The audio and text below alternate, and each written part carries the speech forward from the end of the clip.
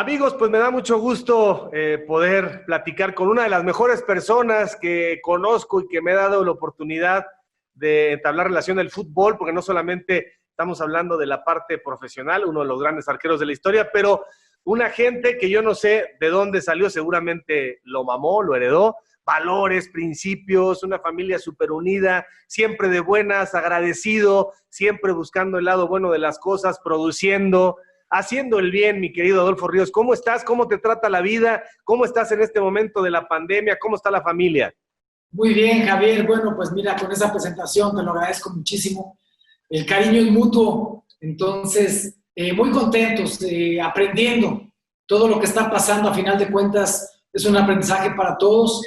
Hay que pues tomar al toro por los cuernos y pelear la buena batalla. Entonces estamos muy bien. ¿Cómo es un día en la cuarentena? ¿Está saliendo? ¿Sale uno nada más al súper? ¿Los hijos dónde están? Bueno, mis hijos están en casa. Mi hijo que está trabajando en la Ciudad de México tuvo que regresar hace más de 2 meses. Mi hija que también ya terminó su carrera está con otros aquí también en casa. Entonces, pues prácticamente juntos nuevamente y muy contentos porque a final de cuentas esta bendición de estar juntos y estar retomando situaciones de no salir a la calle y fortalecer los lazos familiares, pues a final de cuentas es una bendición. ¿Qué edades tienen ya tus hijos, Adolfo? Bueno, mi hijo va a cumplir 27 años el próximo mes, mi hija tiene 24 años y bueno, pues estamos, ellos y nosotros estamos creciendo juntos, Javier. Solteros los dos. Así es, hasta el momento. Ya te vienen los nietos, Adolfo, unos 5 añitos. Exactamente, ya estamos cerca. Oye, Adolfo, y la convivencia se vuelve mucho más intensiva, ¿no? Hay que tener espacios para cada quien y ser muy pacientes, porque es padrísimo estar en familia, pero también el ser humano es individual y de pronto, no sé, por ejemplo, te salías tú y tu mujer hacía ejercicio, ahora que están todo el tiempo ahí es como, pues hazte para allá tantito, ¿no? Fíjate que nos hemos comprometido toda la familia a meterle al ejercicio. La gran bendición que Dios nos da de estar en un lugar que es abierto, que tienes oportunidad de salir de casa y caminar en los jardines del fraccionamiento, en el campo de golf, está cerrado el campo, pero puedes salir a caminar. Entonces eso nos ha dado una oportunidad de estar encerrados, pero a la vez tener la oportunidad de salir y caminar un poquito para que el aire te dé. Entonces, pues no tenemos queja, al contrario, ha sido un fortalecimiento de pareja con mi esposa, un fortalecimiento con nuestros hijos y bastante bien, estamos muy bien. ¿Cuántos años llevan ya de casados? El día de ayer cumplimos 28 años, antier, hace 2 días, fue el 13, cumplimos 28 años de casados, Javier. Pues la sacaste de la secundaria. Casi, esperé a que cumpliera sus 18 para podérmela robar. Adolfo, ¿qué fue lo último que hiciste? Andabas metido en la polaca, ¿no? Estamos en algunos proyectos acá en Querétaro, Ajá. sí tienen que ver con cuestiones sociales, con situaciones de política, y la verdad es que estamos analizando los proyectos porque se ha trabajado muy bien y esa cercanía con la gente en un estado como Querétaro, una ciudad como Querétaro, que nos abrió las puertas de una manera espectacular a mí y a mi familia. Si en mis manos está hacer algo por Querétaro, lo voy a hacer.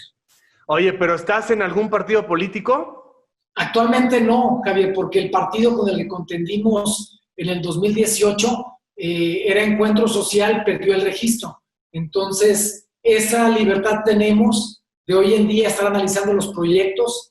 Hemos tenido acercamiento con diferentes partidos, pero tenemos que ir con uno que sea coherente con nuestra forma de pensar y nuestra forma de actuar. Entonces, estamos analizando esos proyectos. Oye, pero ¿te interesa entonces el liderazgo en la sociedad, el cambiar las cosas? O sea, ¿cuándo te picó el gusanito de la política? No hace mucho. Pues desde 2015, en el Ajá. 2015 ya estábamos involucrados en temas sociales, no tanto políticos, sino en la cercanía con la gente. Prácticamente, como futbolistas, la gente venía y yo no sabía cuánto les costaba llegar o cómo tenían que llegar al estadio. Y siento ese compromiso de ahora saber cómo están, sin necesidad de que ellos vengan a vernos, sino que nosotros vayamos a ver cómo están ellos. Y la verdad es que hemos trabajado en cuestiones sociales con mi familia de una manera muy, muy honesta, muy transparente, y la gente nos ha recibido de una manera magnífica. Entonces, estamos tranquilos el hecho de saber que realmente estamos acá para dar y que, bendito Dios, no estamos en una cuestión política por una cuestión económica, porque gracias a Dios el fútbol nos dio una estabilidad para poder hacerlo. Oye, Adolfo, vámonos en el tiempo un poco atrás. Ya llegaste a Querétaro y creo que de ahí nadie te va a sacar, pero cuéntanos en estas entrevistas, en este canal, lo que estamos haciendo es recuperar un poco las vivencias. ¿Dónde empieza la vida de Adolfo Ríos, el portero? ¿A qué edad? ¿Cuántos eran de familia? ¿Y cómo fue tu infancia? ¿Qué hacía tu papá, tu mamá? ¿Qué recuerdas de esos años? Yo soy de Uruapan, Michoacán, entonces somos una familia de 6 hermanos, mis papás. Mi papá siempre trabajó en temas de comercio, entonces yo no tuve una gran relación con mi padre de niño, como la que yo hubiera querido o como la que tengo hoy con mi hijo. Pero mi padre le encantaba el fútbol. A mí el fútbol no me gustaba, el fútbol me mareaba. Entonces, porque la televisión era en blanco y negro, prácticamente pasaba y se brincaba la imagen, entonces no me gustaba el fútbol. Pero un día mi padre estaba viendo un partido de fútbol y mi padre le iba a la América. Entonces yo lo veía de lejos, que estaba solo, porque nadie más veía con él el fútbol. Mete un gol a América y se levanta mi padre y empieza a voltear a festejar con quién festejar. Entonces, en ese momento me acerco, yo tenía 8 años, me acerco a él y me siento al lado de él. Y cuando me siento al lado de él, voltea y me dice, ¿qué pasó? Y yo le digo, yo también le voy a la América. Y en ese momento me pone la mano en la cabeza, me dice, está bien. Y eso fue para mí un acercamiento porque yo no podía abrazar a mi padre. La educación del pueblo hacía que mis hermanas lo abrazaran, pero los hombres no. Entonces, mete otro gol a América y se levanta mi padre, y en ese momento, pues yo me aviento para abrazarlo y festejar el gol, aunque no tenía ni idea de quién lo había metido. Pero fue para mí algo que me unió con mi padre. Y con los años fue lo que me separó de mi familia, el fútbol, porque tuve que dejar mi pueblo, mi familia, mis padres. Si bien es cierto, nunca tuve la oportunidad ni de estrenar unos guantes, ni unos zapatos de fútbol, porque en casa no había recurso. La comida nunca nos faltó y el amor de familia tampoco. Entonces, así fue como el fútbol llegó a mi vida con tal de tener una cercanía con mi padre. Y ahí empecé a soñar que podía ser profesional. Y entonces es muy fuerte este vínculo de tu papá, el fútbol y tú. ¿Tu papá vive? Mi padre ya murió. Tuve la bendición de que ese lazo que el fútbol nos dio, aunque ya no estaba yo con él, después de ya ser profesional, pues él siempre me hablaba cuando estaba yo en Pumas y me decía, mándame mi pan de los Pumas, y se lo mandaba. Mi padre era muy grande, fuerte, y él se iba al centro de la ciudad, en el pueblo, ahí en los portales, en el café más cercano donde la gente pasaba, con su pan de los Pumas. Después en Veracruz lo mismo, en Necaxa lo mismo. En la selección le mandé su pants. Entonces no importaba a qué equipo le iba mi padre, si él traía su pants, el hijo que jugaba en ese equipo. Y cuando llegué a América sí me habló y me dijo, me mandas mi pants, mi gorra, mis tenis y mi playera de América. Entonces también se lo mandé y se iba al pueblo, al café, para que todos vieran que era mi papá. Y tuve la bendición de tenerlo en vida todavía con el campeonato del 2002. Nadie vio a mi padre llorar más que ese día, cuando salimos campeones. Yo le pregunté a mi hermano, ¿qué hizo mi papá? Estaba con todo su atuendo, y cuando hacemos el gol de oro, en ese momento papá se levantó y gritó, ¡somos campeones! Y subió la escalera a su cuarto llorando. Entonces tuve esa felicidad y esa alegría de compartir a lo lejos ese título con mi padre. Oye, pero entonces cuando él está viendo la televisión y es la manera de acercarte a él, ¿ahí empiezas a jugar y empiezas como portero o ya jugabas y en otras posiciones del campo? Fíjate que empecé como portero por mi hermano mayor, porque él estaba en segundo de primaria cuando me llevó a un partido donde él jugaba en la escuela y me sentó él atrás de la portería. Él era el portero del equipo. Entonces, cuando yo veo que mi hermano salía corriendo y gritaba ¡mía! Y brincaba y agarraba el balón y rodaba y salía a los pies de los delanteros, entonces yo empecé a ver y dije, ¿qué es esto? Y cuando terminé el partido le dije, ¿qué posición es la que juega? Me dice, soy el portero de mi equipo. Entonces le dije, Alonso, entréname de portero porque yo quiero ser portero. Y ahí empecé a entrenar como portero y nunca más, aunque sí en la escuela, secundaria, jugaba cáscaras de delantero y todo, la portería fue lo que me apasionó. Para ser portero hay que ser valiente, Adolfo, hay que rifársela, hay que sufrir y hay que aprender a tener miedo y hay que aprender del dolor, porque pues, una patada en la cara, el mano a mano, los brazos, un balonazo incluso, o sea, una reacción que no puedas tener y te pega en la cara, es así, ¿no? Sí, hay que estar un poco locos, Javier, para ser portero. No es normal, o sea, que una persona, no es masoquismo tampoco, pero no es normal que una persona, un jugador, quiera la posición en la que prefieras que tenga un balonazo en cualquier parte del cuerpo antes de que sea gol. Y yo siempre fui muy inquieto. Entonces, de niño, en la casa donde vivíamos, en la parte de atrás, a las 3 cuadras prácticamente estaban los ranchos, las huertas, pasaban ríos, animales. Entonces, realmente podíamos estar, yo me encantaba subirme a los árboles y volar de rama a rama. Entonces, sentir que de verdad me despegaba del piso, que podía volar. Y cuando conocí la situación de la portería, fue cuando dije, no, esto es lo mío.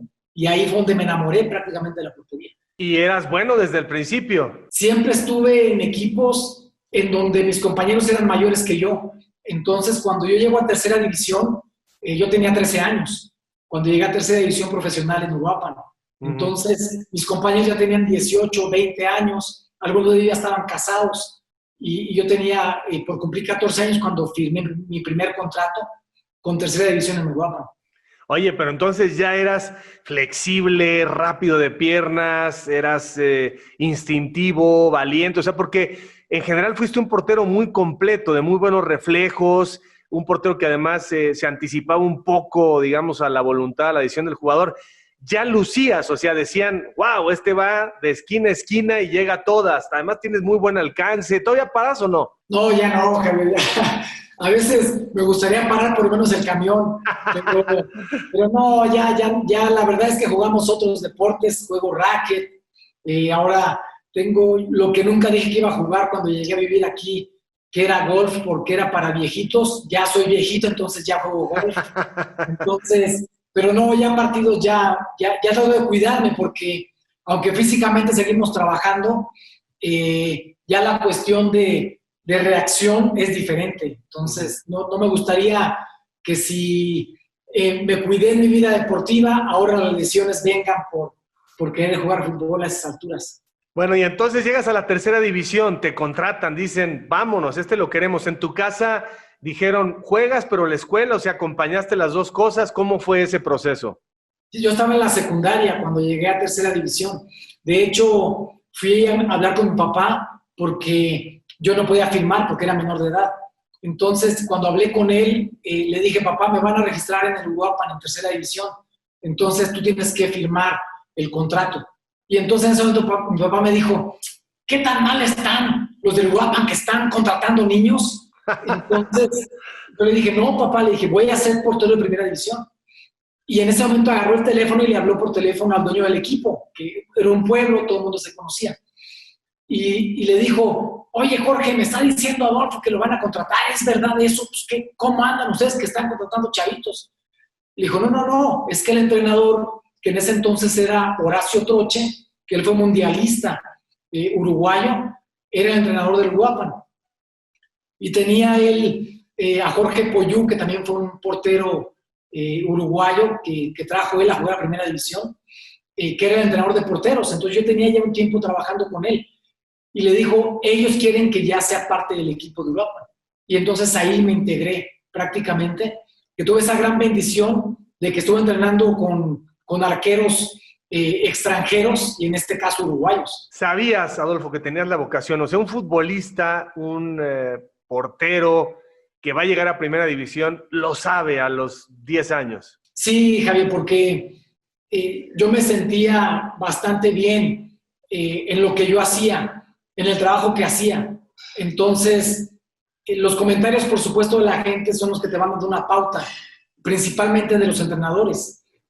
Don Horacio Troche, que fue mi entrenador en tercera y segunda división, porque ascendimos a segunda división con Uruapan, estuve 3 años en Uruapan jugando y trabajando con él. Entonces, él me decía, vas a llegar a primera división. Y yo tenía ese convencimiento, pero solamente se iba a conseguir trabajando. Y la verdad que trabajé muchísimo para poder conseguirlo. Y en canchas de tierra, mi querido Adolfo, con vidrios, con postes luego dentro del mismo terreno de juego, si la gente supiera lo que en ese momento era segunda y tercera división, apreciaría mucho más, ¿no? Las raspadas, las incomodidades, el polvo, los botes bravos, la mala leche. ¿Cómo es esa jungla? La verdad es que desafortunadamente las canchas y las carencias que hay en esos niveles sí limitan mucho el crecimiento de los jugadores. Porque me tocó ver compañeros que por una situación de la cancha terminaron fracturándose. Y eso, por supuesto, que limitaba el crecimiento de ellos mismos. Pero es cierto, y más que las porterías siempre han sido lo más lastimado en toda la historia del fútbol. Entonces, pero fue un proceso. Y ese proceso me llevó a que, estando en segunda división en Uruapan, me invitaron a segunda división de Pumas, que era Pumas Cenep en ese entonces. Y entonces llegué yo a probarme con Pumas y me quedé en el equipo de segunda división. Entonces me tocó ir a jugar contra Uruapan, contra el equipo donde yo inicié, pero ya con Pumas. Y fue una maduración como persona brutal, o sea, el niño se perdió la adolescencia y luego ya apareció en adulto, ¿no? ¿Cómo fueron esos años, 15, 16, 17, de ya estar ganando un sueldo y comprometido con la vida? ¿No te faltó ese tiempo para el relajo? Yo creo que sí, Javi, pero yo tenía algo bien definido y bien claro, que yo estaba dejando a mi familia y me fui a vivir solo a México a los 17 años. Entonces, prácticamente cuando llegué a Pumas, sí creía yo que a lo mejor iba a llegar un año a Pumas y luego iba a regresar otra vez a mi pueblo. Pero don Arnoldo Levinson, que era el presidente del equipo, cuando me dijeron que iba a ser parte de los Pumas, me dijo, tu primer contrato no va a ser ni por 1, ni por 2, ni por 3, va a ser por 5 años. Entonces, ahí supe de verdad que ya me iba a regresar a mi pueblo, que ya mi sueño iba a quedarse en México. ¿Y cuánto tiempo tardó el debut, Adolfo? Fueron 2 años que yo estuve en Pumas en segunda división y ya el tercer año ya era parte del primer equipo. Y yo debuté en el 85 contra las Chivas en el Estadio Jalisco. ¿Y cómo te trató ese grupo? Había fenomenales jugadores ahí, porque era la época en la que Pumas tenía generaciones que una tras otra eran brillantes, eran muy bien estructuradas. Últimamente ya no, pero ¿qué monstruos tenías ahí? ¿Cómo te recibieron? No, espectacularmente, espectacular. Estaba Félix Cruz en la central, estaba Raúl Servín por el lateral, estaba Manuel Negrete, Miguel España en la media cancha, adelante estaba Rafael Amador también del otro lateral, adelante estaba Luis Flores. Me estoy refiriendo a mundialistas que estaban en el equipo de los Pumas. En la media cancha estaba Beto Aspe, estaba Memo Vázquez. Entonces, realmente era un equipo que tenía buena experiencia, gran calidad mundialista y jóvenes, con un gran talento, David Patiño adelante. Entonces, era un equipo bien, bien completo y nos recibieron de una manera espectacular. O sea, era un equipo de gente, de seres humanos muy sanos, literalmente. No había un tema de fiesta, de desorden dentro del equipo. Oye, Adolfo, y fueron muy buenos tus años en Pumas, o sea, el éxito te alcanzó rápido, ¿no te mareaste ahí cuando ya ganabas más o menos de manera decente? ¿Y qué hacías con ese dinero? Sí hubo una situación complicada, que fue lo que cambió mi vida. Antes de llegar a la final contra América, yo jugando con Pumas, todo era color de rosa, ganaba dinero, ya había sido parte incluso de alguna selección B nacional. Entonces, la gente me detenía en la calle para una firma, una foto, y salía en televisión, la gente me conocía en mi pueblo, en todas partes me conocían. Entonces, yo sabía que eso era lo que yo buscaba y lo que yo soñaba. Pero cuando pierdo esa final, en donde el responsable de la derrota soy yo, mi vida cambia, porque de ahí, después de esa final, ya vinieron insultos en la calle, amenazas por teléfono, ponchaban las llantas de mi coche, rayaban mi coche. Entonces, ahí cambió radicalmente la situación de sueño, color de rosa que yo tenía por el fútbol. Entonces, ahí había que tomar una decisión. Hablé con mi hermano mayor, le dije, me voy a regresar a Uruapan porque acá me están amenazando, me están insultando, ¿para qué voy a jugar al fútbol? Entonces, eso me hizo poner los pies en la tierra, porque él me dijo, acá te vas a encontrar con lo mismo, porque tus primos están diciendo lo mismo que están diciendo en México. Entonces, en ese momento puse los pies en la tierra, había que cambiar literalmente la forma de vivir incluso, porque yo sentía que todo lo podía, y eso me hizo poner los pies en la tierra. Entonces, en ese momento, yo hice un compromiso conmigo mismo de saber que tenía que ser campeón del fútbol mexicano, que no me importaba lo que tuviera que pasar, nunca más me desvelé, nunca fumé, nunca tomé. Entonces, desde ahí dije, me voy a dedicar a trabajar para ser campeón de primera división. Esto, la final esta de la que te hablo fue en el 87. Y yo fui campeón hasta el 98. Entonces, todo ese nivel me llevó a selección nacional, pero mi propósito era ser campeón. Y lo conseguí con Necaxa contra las Chivas. Pero hay que hacer un trabajo mental brutal, porque en la portería, cuando pierdes la confianza y más de ese tamaño, algunos nunca regresan, Adolfo, ¿eh? Algunos pierden para siempre el camino. Hay muchas historias que se cuentan así de alguien que falló un gol determinante o alguien que se comió un gol determinante. Eso habla muchísimo de fuerza mental, de voluntad, una historia que contar, porque la gente piensa que el éxito, Adolfo Ríos, ¿no? Cuando vemos para atrás, una gran historia de éxito, pero este momento, si no te hubieras sobrepuesto, no tendríamos las marcas, los récords y el recuerdo tuyo. ¿Cómo se hace eso? Primero hay que tocar fondo, Javier, para poder llegar al éxito. Yo no conozco a nadie que haya llegado al éxito sin antes haber tropezado. A mí me tocó tropezar de una manera bastante pesada, bastante fuerte, pero literalmente eso me hizo ser un mejor ser humano. Y ese mejor ser humano prácticamente fue el respeto que me gané dentro y fuera de las canchas. No fue sencillo, o sea, fue una situación muy complicada en mi vida, pero fue una prueba que yo decía, si paso esta prueba, ahora sí voy a llegar a donde de verdad quiero llegar. Y tuve que trabajar 11 años, llegando 2 horas antes a cada entrenamiento, saliendo 1 hora después de que salían todos, preparándome de cuerpo y alma para poder ser campeón. Porque yo sabía que siendo campeón iba a quitar una losa de encima que yo estaba cargando durante tantos años. Y luego tu llegada a la América, Adolfo, ese es un momento muy especial porque pues, el América es, ya sabemos lo que es Chivas, lo que es Cruz Azul, Pumas, pero el América tiene significados muy fuertes. Es como te consagraste llegando a la América, la verdad. Sí, fue una situación bien extraña, Javier, porque ya había sido yo campeón con Necaxa, ya habíamos estado trabajando con Raúl Arias, que era el entrenador. Íbamos a empezar la pretemporada en Cuautitlán. Entonces, llego yo al entrenamiento y me dice Raúl, Adolfo, ven a mi oficina. Me dice, no te cambies, ya no eres parte de este equipo.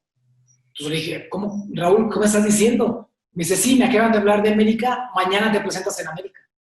Así fue como me dijeron que iba a llegar a América. Entonces, al día siguiente llego a América y yo de niño era Néstor Rafael Verderi. O sea, yo de niño me tiraba y decía Verderi, que eran los porteros que yo veía. Paco Castrejón, Rafa Puente, Néstor Verderi, el mismo Raúl Orbañanos, que eran los porteros que yo veía de América.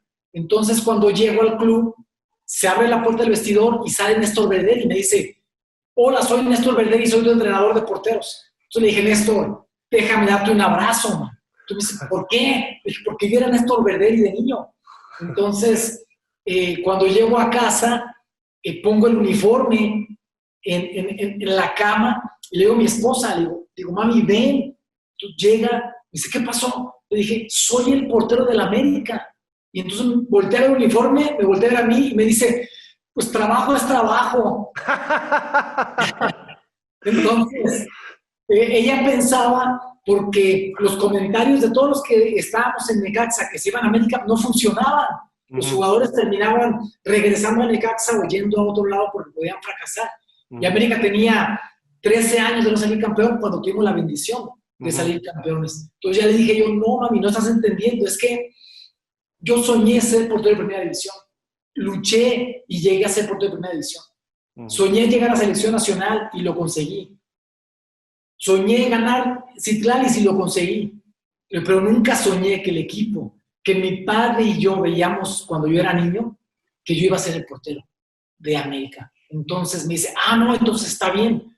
Entonces, ahí fue una situación de cambio en mi vida deportiva. Oye, Adolfo, y platícame cómo recibes esos comentarios de la final América-Necaxa. Hijo, yo creo que fue un regalo de Dios, Javier, porque si bien es cierto, América tenía 13 años de no salir campeón, hay cosas en la cancha que suceden y hay cosas que no tienen explicación lógica para eso.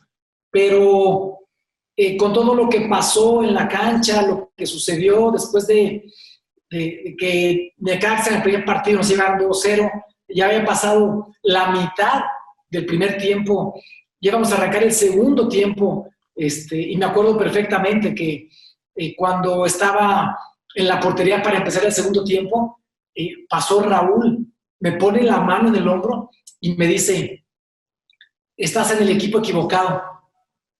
Me pone la mano en el hombro y me dice, Necaxa va a ser campeón. Le digo, Raúl, te felicito. Le digo, qué bueno, me da mucho gusto.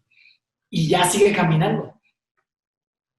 Lo que Manolo Lapuente nos pidió en medio tiempo, dijo, no me importa si somos campeones o no. Lo único que les pido es un gol. Solamente. Si nos meten 5, no pasa nada. Pero nada más les pido un gol. Salimos con esa mentalidad de decir, están relajados, tenemos todo que ganar y nada que perder. Vamos por un gol. Cuando hicimos el gol, cambió radicalmente la situación de la cancha. Cambió porque la misma gente de Necaxa que se veía con una seguridad, una templanza, nosotros decíamos, ¿de qué manera vamos a hacer gol? Pero cuando hacemos el gol, empezaron a gritarse entre ellos, a insultarse dentro de la cancha, a recriminarse uno con otro. Y en ese momento esa confianza que ellos tenían se cayó, se desvaneció. El estadio se prendió. Y en ese momento supimos y sentimos, porque nos gritaban nosotros dentro de la cancha, con el ánimo de saber que podíamos revertir la situación. Y los comentarios estos de que se dejaron unos y otros, ¿cómo te cayeron? Pues es que imagínate que nos pusiéramos de acuerdo primero con el Rambo Sosa para que rematara casi de espaldas a la portería y yo tuviera que sacarla de arriba. Sí. O con Salinas para que el balón, después de Carlos Gutiérrez que rematara, Salinas abriera las piernas para que le pasara por las piernas el balón, que yo no pudiera verlo y que terminara atajándolo ya prácticamente en gol de oro. Entonces, realmente ese tipo de situaciones no eran compatibles porque cuando yo estaba en Necaxa, que enfrentábamos a la América, éramos supuestamente el hermano menor, pero literalmente nadie salía esa semana, Javier. Uh-huh. Si alguien estaba acostumbrado a salir a cenar a media semana, nadie salía. Nos concentraban toda la semana y decíamos, tenemos que ganar la América porque aquí no hay ningún hermano menor. Vamos a ganarles. Uh-huh. Y realmente salió el equipo a eso, a ganarle. Entonces, cuando fue la final, híjole, por supuesto que ellos sabían que tenían que ganarnos a como diera lugar y nosotros tuvimos la bendición de ganarles a ellos. Adolfo, platícame tus momentos cumbre con Selección Nacional. Yo creo que el momento más grato fue jugar eliminatoria mundialista en el Estadio Azteca. De hecho, antes de empezar el partido en eliminatorias mundialistas, cuando conseguimos el boleto 2 jornadas antes de que terminara la eliminatoria, cuando le ganamos al Salvador 1-0 con gol de Luis García. Ese momento de estar gritando en el vestidor, nos vamos al Mundial todos juntos, fue impresionante. Y el momento me parece que más grato para mí pues fue en Copa América, en Bolivia, porque realmente fue una selección que no aspiraba a mucho por la consecución y la situación que estaba pasando en ese momento la selección. Uh-huh. Pero nosotros sabíamos que teníamos una gran oportunidad y el hecho de llegar y hacer un gran torneo, quedar en tercer lugar, con todo ese robo en Bolivia contra el equipo local, realmente nos levantó en una situación de país, porque en ese entonces jugar la eliminatoria en tanda de penales, pues prácticamente era decir, híjoles, los malditos penales y perdíamos. Y tuve la bendición de atajar 3 penales de los 3 que me tiraron. Entonces fue un momento, y esa época principalmente el 97, que fue la época donde más estuve en selección nacional. ¿Qué te faltó, Adolfo, cuando ves en retrospectiva tu carrera profesional? Dices, chin, mundial acá, dices Europa, MLS. ¿Qué dices que pudo haber sido distinto si es que hubiera pasado algo diferente? Yo creo que si algo pude haber pensado que había faltado en mi vida, hubiera sido un mundial. Que jugué eliminatoria mundialista, sí lo hice.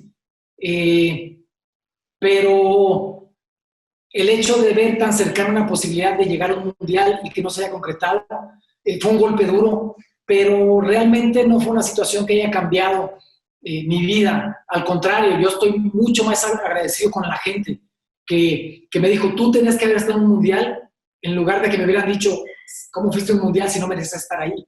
Entonces, sí fue una situación de un proceso, pero yo no tengo, después tuve la bendición contigo de ir al mundial de Alemania, entonces realmente si no cumplí ese sueño como jugador, tuve la bendición de cumplirlo como comentarista. Adolfo, ¿qué le dices a un chavo que hoy nos está viendo que tiene 15, 18 años y que tiene facultades y que quiere llegar a primera división?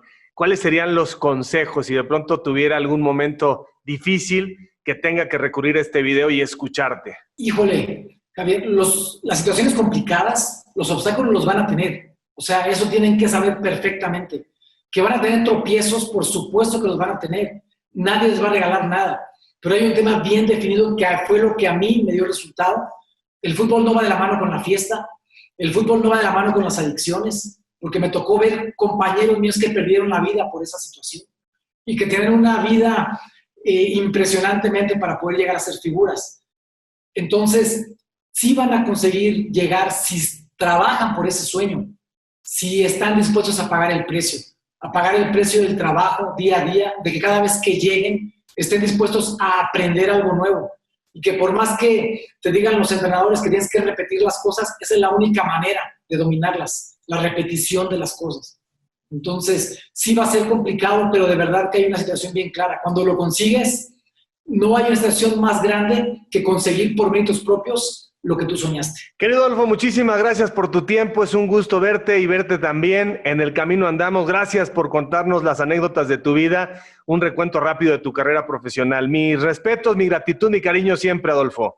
Igualmente, Javier, un abrazo fuerte. Estamos en contacto. Bendiciones para todos. Así que, camaradas, por favor, no dejen de seguirme a través de todas mis redes, de suscribirse a mi canal, dale a la campanita, dale like. No te olvides de dejarme tus comentarios. Yo mismo estaré respondiendo. Cambio y fuera, camaradas.